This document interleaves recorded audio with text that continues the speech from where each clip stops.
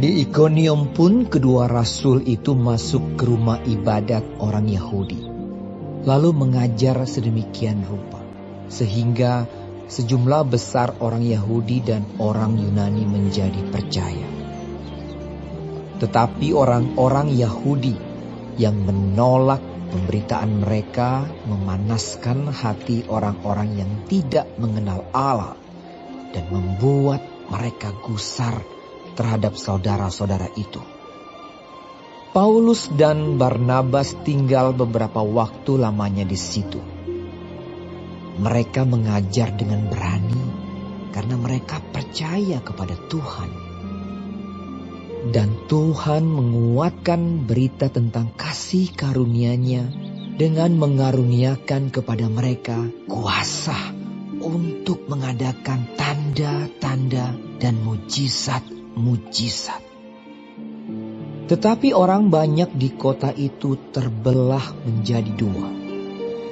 Ada yang memihak kepada orang Yahudi, ada pula yang memihak kepada kedua rasul itu.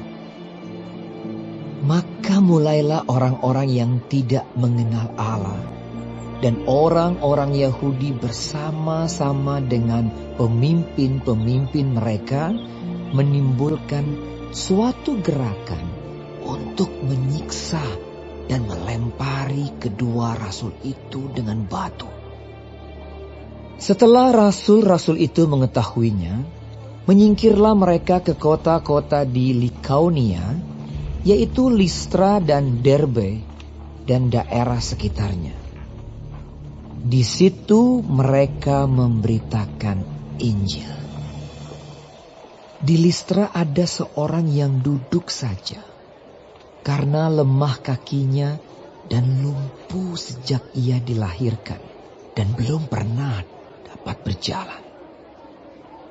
Ia duduk mendengarkan ketika Paulus berbicara. Dan Paulus menatap dia dan melihat bahwa ia beriman dan dapat disembuhkan. Lalu kata Paulus dengan suara nyaring, "Berdirilah tegak di atas kakimu." Dan orang itu melonjak berdiri lalu berjalan kian kemari. Ketika orang banyak melihat apa yang telah diperbuat Paulus, mereka itu berseru dalam bahasa Likaonia, "Dewa-dewa telah turun ke tengah-tengah kita dalam rupa manusia." Barnabas mereka sebut Zeus dan Paulus mereka sebut Hermes, karena ia yang berbicara. Maka datanglah imam dewa Zeus yang kuilnya terletak di luar kota, membawa lembu-lembu jantan dan karangan-karangan bunga ke pintu gerbang kota untuk mempersembahkan korban bersama-sama dengan orang banyak kepada rasul-rasul itu. Mendengar itu Barnabas dan Paulus mengoyakkan pakaian mereka, lalu terjun ke tengah-tengah orang banyak itu sambil berseru, "Hai kamu sekalian, mengapa kamu berbuat demikian? Kami ini adalah manusia biasa, sama seperti kamu. Kami ada di sini untuk memberitakan Injil kepada kamu, supaya kamu meninggalkan perbuatan sia-sia ini dan berbalik kepada Allah yang hidup, yang telah menjadikan langit dan bumi, laut dan segala isinya. Dalam zaman yang lampau, Allah membiarkan semua bangsa menuruti jalannya masing-masing. Namun ia bukan tidak menyatakan dirinya dengan berbagai-bagai kebajikan, yaitu dengan menurunkan hujan dari langit dan dengan memberikan musim-musim subur bagi kamu. Ia memuaskan hatimu dengan makanan dan kegembiraan." Walaupun rasul-rasul itu berkata demikian, namun hampir-hampir tidak dapat mereka mencegah orang banyak mempersembahkan korban kepada mereka. Tetapi datanglah orang-orang Yahudi dari Antiokhia dan Ikonium, dan mereka membujuk orang banyak itu memihak mereka.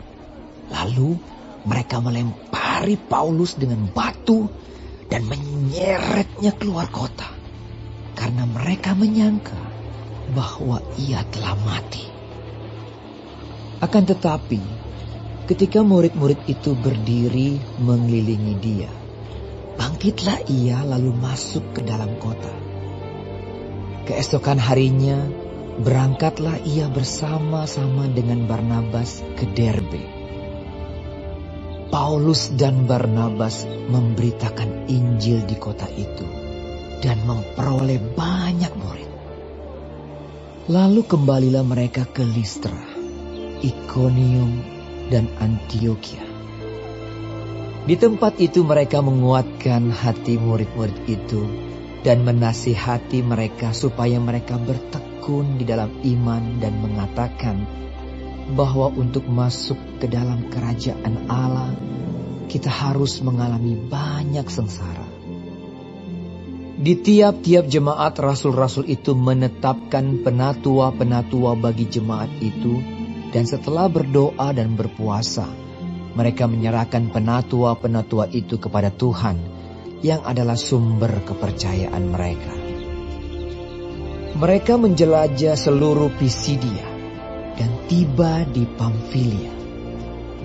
Di situ mereka memberitakan firman di Perga, lalu pergi ke Atalia di pantai.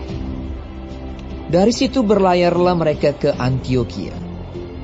Di tempat itulah mereka dahulu diserahkan kepada kasih karunia Allah untuk memulai pekerjaan yang telah mereka selesaikan. Setibanya di situ mereka memanggil jemaat berkumpul. Lalu mereka menceritakan segala sesuatu yang Allah lakukan dengan perantaraan mereka, dan bahwa ia telah membuka pintu bagi bangsa-bangsa lain kepada iman. Di situ mereka lama tinggal bersama-sama dengan murid-murid itu.